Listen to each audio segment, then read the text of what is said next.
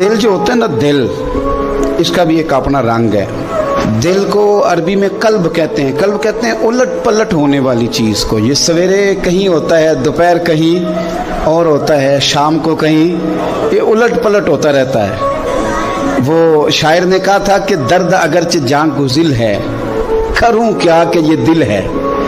गमेश का अगर ना होता तो फिर गमे रोजगार होता।